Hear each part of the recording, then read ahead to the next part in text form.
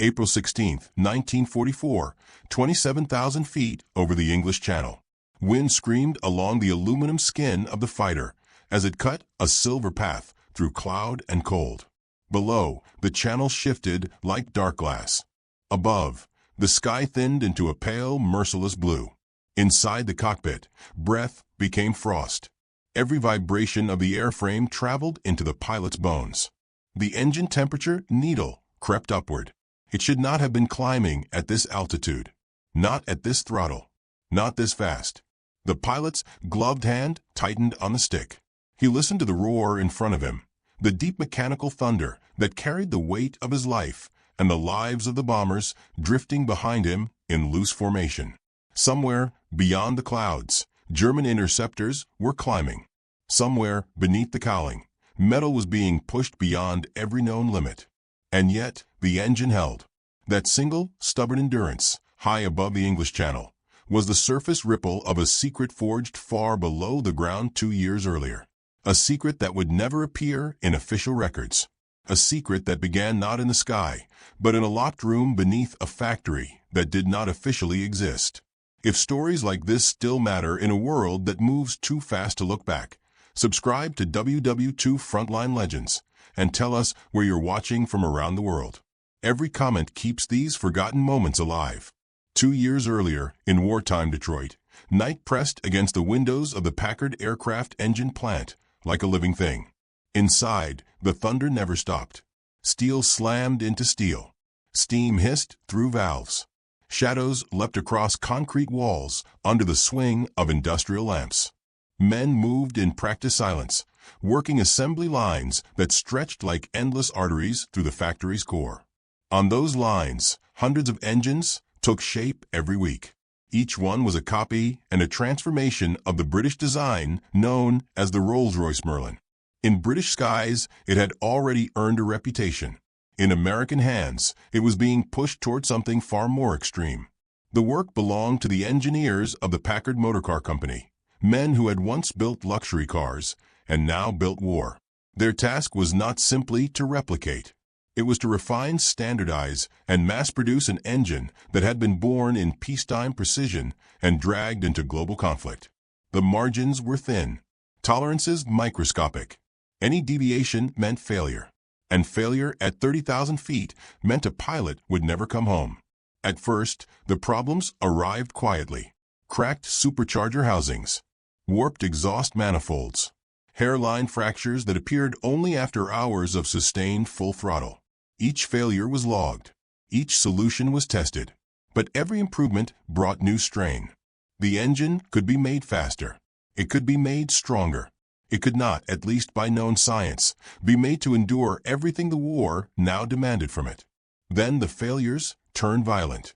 On a frozen morning in early 1942, a prototype engine detonated during a high-load bench test. The blast shattered gauges, embedded shrapnel into concrete, and flung 2 technicians across the room. One survived. One did not. The official report blamed faulty heat treatment. The deeper cause was never written down. And far beneath the main production floor, past doors without signage and down stairwells that did not appear on any public blueprint, a lone metallurgist stood in a low-ceilinged laboratory that officially did not exist. His name would not survive the war. His assignment was stamped above top secret. His clearance exceeded that of most officers commanding men overseas. On his bench lay fragments of failed engine parts, still scorched with a ghost of mechanical violence. Under his microscope, crystal-grained structures shimmered like broken ice. What he studied was not listed in any registry. No catalog. No patent. Only a coded formula sealed inside a thin steel folder marked in red and signed with initials that no one in the main plant ever saw. His task was brutally simple in wording and terrifying in consequence. Create a metal strong enough to survive the heat and strain the Merlin engine had never been pushed before. The first alloy shattered in seconds. The second alloy survived heat but failed under vibration, breaking apart as though it had been weakened by fatigue that should not yet exist. The third alloy exploded. The blast burned his hands through protective gloves and flung molten fragments into the ceiling. For weeks afterward, the lab smelled faintly of scorched metal and antiseptic. The report described the accident as a thermal anomaly. No one from the main plant was ever told what truly happened in that locked room. And then, months later, the metallurgist adjusted the ratio by a fraction so small it could barely be measured by existing instruments. The melt glowed with a different color. When it cooled, the surface reflected light in a way he had never seen. Under the microscope, the grain structure aligned into patterns that should not have been possible with known industrial processes. Instead of random fracture points, the internal lattice appeared organized, interlocked, resistant in ways that contradicted everything taught in metallurgy texts of the era. When the new alloy was forged into engine components and mounted inside a prototype Merlin, the engineers prepared for catastrophe. The test began at idle, then half throttle, then sustained full power. Temperatures climbed beyond expected failure limits. Pressure built. Vibration intensified. Several engineers turned away, waiting for the inevitable rupture that would justify months of doubt and delay. The engine did not rupture. It kept running. The needle passed its red line, and still the motor thundered on, unbroken, defiant. That moment never entered the official Packard test logs. It was recorded elsewhere, in a smaller file marked with code only, in a cabinet that would later be welded shut and removed before dawn under military guard. Within weeks, modified engines were quietly mounted into experimental airframes. The aircraft that would later be known as the P-51 Mustang took to the sky with an endurance that startled even its designers. It climbed higher without gasping. It ran longer without overheating. It carried power into thin air where earlier fighters suffocated. On paper, the improvements were credited to machining precision, fuel mixtures, and cooling refinements. In truth, something deeper had changed. Something that could not be explained without pointing to a laboratory that officially did not exist, and a man whose name was already being erased. The metallurgist watched the first successful aircraft take off from behind reinforced glass. The sound of the engine rolled across the tarmac with a different tone, deeper, steadier. It was the sound of balance where imbalance had once reigned. He did not smile. He knew what had been unlocked in that metal, and he knew what kind of attention such a discovery attracted. 3 days after the first sustained high-altitude test flight, federal agents arrived at his apartment before dawn. No warrant was shown. No accusation was spoken. Only instructions were given, calmly and without explanation. His notebooks vanished into sealed evidence crates. His clothing remained folded where he had left it the night before. By noon, his laboratory had been cleared, scrubbed, and reclassified for other use. Officially, he was reassigned. Unofficially, his name was never spoken again inside Packard's walls. If this mounting mystery is pulling you deeper into the hidden machinery of the war, take a moment to stay with WW2 Frontline Legends and subscribe. These stories exist because people still care to listen.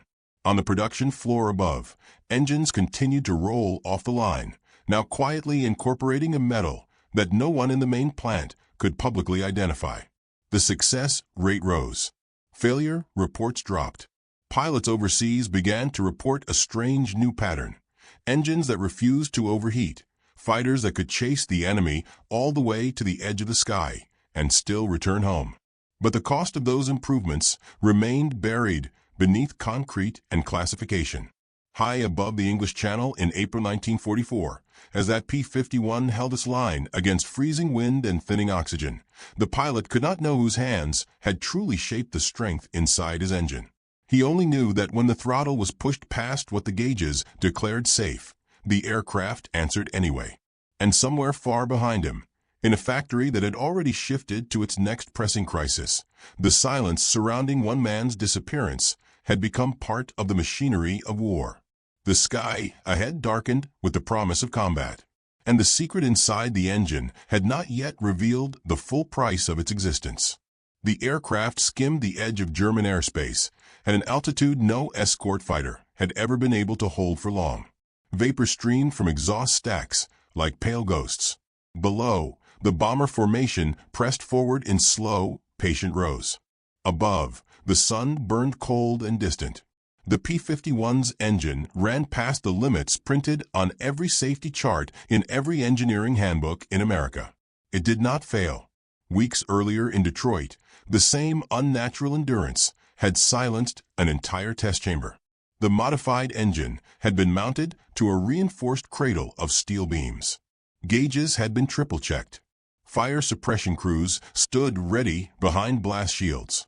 The room vibrated as the starter engaged, and then the engine thundered into full life. Technicians leaned forward over their instruments as heat climbed. Oil pressure rose and steadied. Exhaust temperature surged. Past red line. Past the margin where metal normally surrendered. The lead engineer called for termination of the run. The signal never reached the switch, because the engine kept accelerating.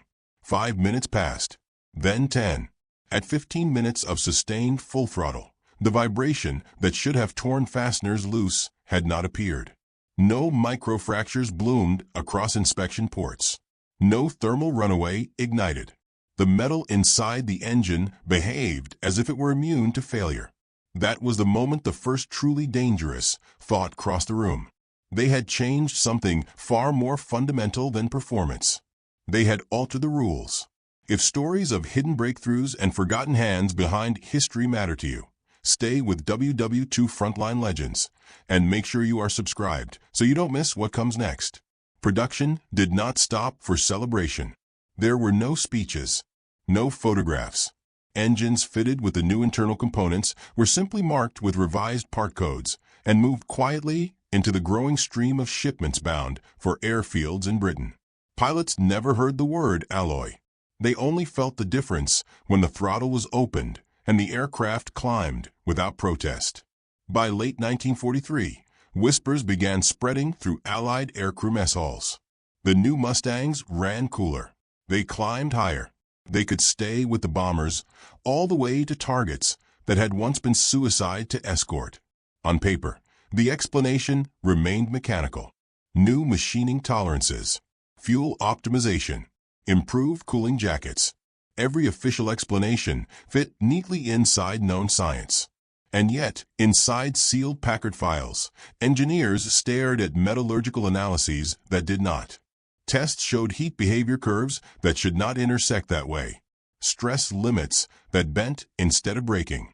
Under repeated vibration loads, the metal grew stronger rather than weaker, as if its internal structure reorganized itself under punishment. Some of the older engineers stopped asking questions. Younger ones learned to stop after seeing what happened to the man who no longer appeared on payroll lists. In December 1943, the first combat squadrons equipped with the modified engines entered sustained escort duty. Their destination was deep Germany. Their task was to stay with the bombers until the bombs were dropped and the sky turned hostile. The Luftwaffe noticed immediately. German pilots climbing to intercept expected the usual weakness at altitude. They had learned to wait for the escorts to peel away when engines overheated or fuel ran thin. Instead, they found silver fighters still waiting, still accelerating, still engaging where no escort had ever been able to remain before. Intercept reports spoke of fighters that refused to bleed speed in thin air. Dogfights stretched upward into strata where engines normally gasped. The balance of the air war began tilting in a way that could not be easily explained. Back in the United States, Packard's production numbers climbed steadily. With every week, hundreds of engines left the plant carrying metal no official ledger could fully describe. The alloy had been reduced to part numbers, its origin erased, its properties disguised behind generic terminology, and in sealed Cold War filing systems that would not be opened for decades. Its early test data slept beneath layers of classification. If this silent engineering revolution is holding your attention, consider joining WW2 Frontline Legends by subscribing now. These are the stories that history footnotes rarely reveal. Somewhere far from the factory, under a different sky and behind different walls, the metallurgist lived in a silence more complete than death. No public trial followed his removal. No court records listed his name. No casualty reports included his fate. In Packard's official wartime histories, he ceased to exist between two memos signed on the same morning. Yet the metal born from his equations continued to travel across oceans, embedded into machines that carried war on their wings. In January 1944, a transport carrying newly modified engines was nearly intercepted by enemy submarines. The convoy scattered in storm and snow. One freighter vanished beneath the Atlantic with all hands and cargo aboard. The rest limped into port days later. Those engines were replaced from reserve stock within weeks, as if the supply had never been threatened. The machinery of war adjusted. The secret inside the metal survived. And then came the meeting that changed how the story would later be told. Late one night, senior Packard engineers were summoned to a secure briefing room. Guards controlled the doors. A naval officer, not from the Army Air Forces, delivered the presentation. He spoke of engine performance at extended duty cycles. He spoke of materials behavior under conditions that had nothing to do with aircraft. Then he asked questions no aviation engineer expected. How long could the alloy endure pressure beyond structural failure thresholds? What happened when it was struck repeatedly by high-velocity impact? How quickly did it deform under explosive force? The room fell silent. The implications were not subtle. The engine metal was being evaluated for applications far beyond aviation. Naval shipyards were already testing fragments in controlled ballistic chambers. The metallurgy that let an engine survive at altitude was being quietly studied for a far deadlier purpose. At nearly the same moment, high above Europe, the P-51 entered the phase of the war that would define its legend. On a gray morning over the Ruhr Valley, a formation of bombers pushed toward factories that fed the German war machine. Flak clouds stitched black scars through the sky. Fighters dived up from the haze beneath the bomber stream. The Mustangs met them head-on. Throttle levers advanced into ranges that once meant certain engine failure. Superchargers screamed. The sky fragmented into spirals of smoke and flame. Yet the American fighters did not fall away. They pressed pursuit down through the bombers and rose again above them. The Luftwaffe pilots, who had learned to exploit escort weakness, now faced machines that refused to tire. By the end of the engagement, German losses were staggering. And for the first time since the war began, bomber crews flew home with escorts still in sight. If you feel the turning point of history in this moment, take a second to subscribe to WW2 Frontline Legends. You are witnessing the hinge of the air war. Back in Detroit, production supervisors marked the day as just another successful shipment. No banners were raised. No telegram announced the triumph. Victory slid quietly through paperwork and scheduling charts. Only a handful of men inside Packard truly understood how unnatural the engine's endurance had become. Fewer still knew why. Those who pushed too hard for answers found their security clearances adjusted downward. Those who spoke too freely were reassigned. No one was ever directly threatened. No one needed to be. The lesson had already been taught. The alloy continued to be refined in secrecy. Trace elements shifted by microscopic amounts. Heat treatment times altered by hours measured only on classified logs. Each iteration subtly improved performance, while drifting farther from anything that could be described using pre-war metallurgy. By spring of 1944, the P-51's reputation had become mythic among Allied crews. Pilots spoke of an engine that never quit. Ground crews joked that it could outrun its own fuel lines. Enemy intelligence struggled to explain how the aircraft maintained power so deep into hostile airspace. The official answers remained unsatisfying. Behind the answers, the metal remained unspoken.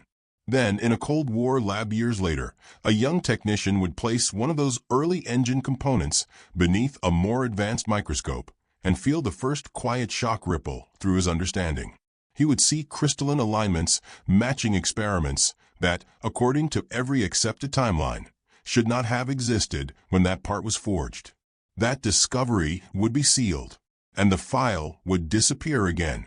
In April 1944, as the P-51 carved its silver arc above the channel and held formation where thermal failure once ruled, The pilot knew none of this.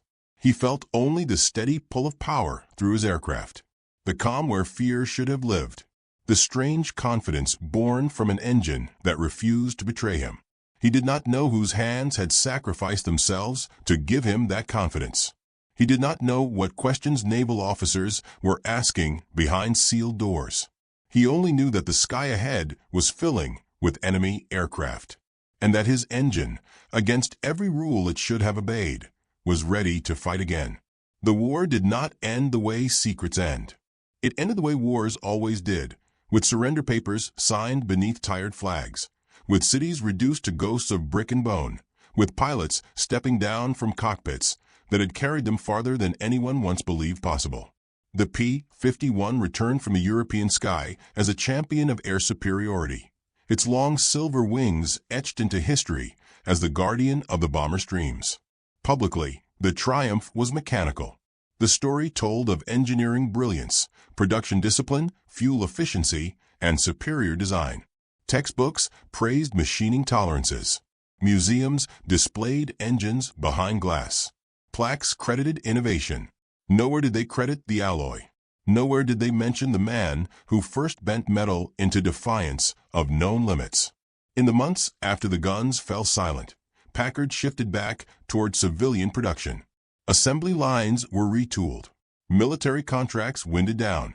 The roar of engines faded into the steady hum of peacetime industry.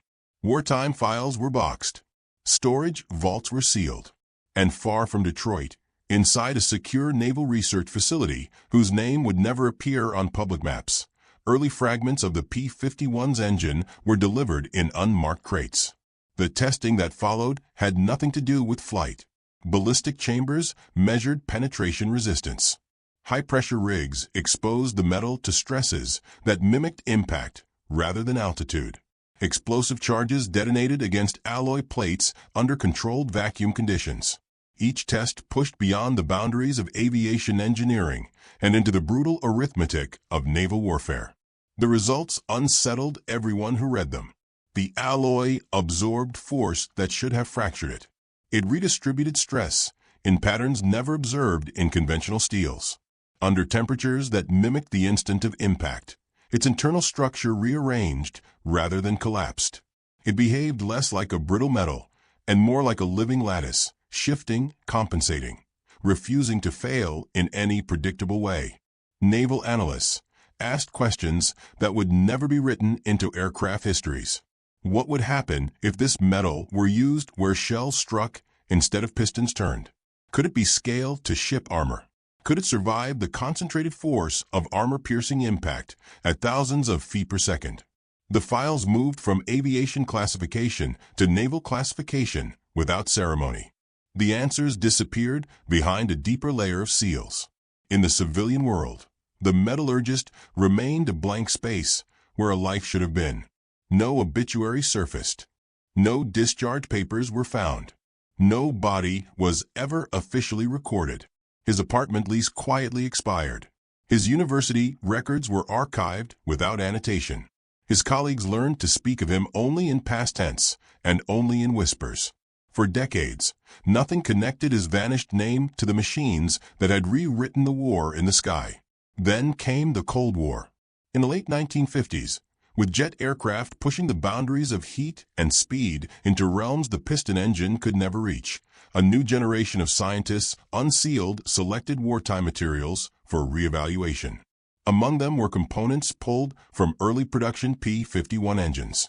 The laboratory that received them was equipped with instruments the wartime metallurgist could never have imagined. Electron microscopes replaced optical lenses. X-ray diffraction mapped atomic structures. Stress simulations ran through computing machines that filled entire rooms. The results stunned the researchers. The alloy's grain alignment mirrored experimental superalloys that would not be formally developed for another decade. Certain trace elemental behaviors suggested manufacturing conditions that should not have been possible in the early 1940s. Under repeated load, the metal did not degrade in linear fashion. It adapted. One young researcher wrote in a private margin note that the alloy appeared to anticipate failure modes and compensate internally before fracture could propagate. The note was flagged. The report was reclassified. The samples vanished from public research circulation within 48 hours. Once again, the metal slipped back into silence. By the 1970s, veterans who had flown the P-51 spoke of the aircraft with reverence. They remembered the trust they had placed in its engine at altitudes where death waited in the cold.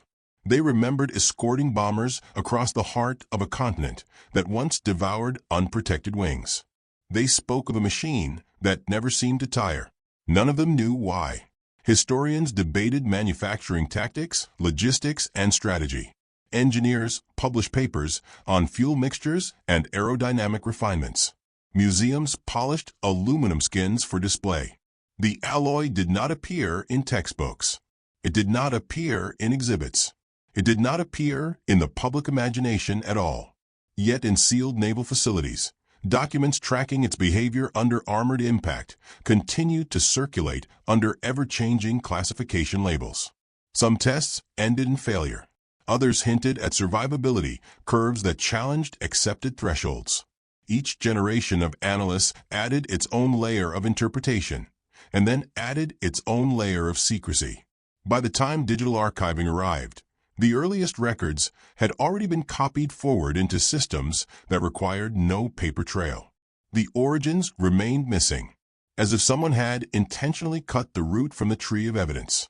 In the modern era, preserved P-51s still rise into the sky during air shows. Crowds watch their silver bodies carve arcs against blue horizons. The engines still thunder with the echo of a past that feels almost mythical now. Commentators speak of range, of endurance, of a fighter that changed the war of escort forever. No one mentions the formula. No one mentions the disappearance. No one mentions the morning when agents stood in a quiet apartment and erased a man from official existence. Somewhere deep inside governmental archives, between maritime studies and materials research budgets, the alloy still bears a classification code that has outlived every engineer who first tested it. Its derivatives may exist in forms no one publicly attributes to that forgotten experiment. Its descendants may armor vessels whose skin has never felt salt spray until decades after the war that birthed it. And the question still lingers unanswered beneath every polished narrative of victory. Who truly created the metal that carried Allied bombers into the heart of the Reich? What did naval authorities see inside its atomic structure that convinced them it could no longer belong to aviation alone? And what price was paid, in silence rather than blood, to keep that secret buried? High above the English Channel on April 16, 1944, the pilot who rode that unnatural engine into enemy airspace never sensed the shadow that followed the power at his command. He trusted the throttle because it did not betray him. He lived because the machine beneath him refused to fail. He could not know that the endurance saving his life that day rested on a discovery deemed too dangerous to acknowledge. The engines flew into history. The metallurgist disappeared into it. And whatever he unlocked in that hidden laboratory may still be shaping steel in ways no public ledger has ever dared to admit. If this hidden chapter of the war moved you, join us at WW2 Frontline Legends by subscribing now, and tell us where you're watching from around the world. History lives in the comments as much as it does in the skies.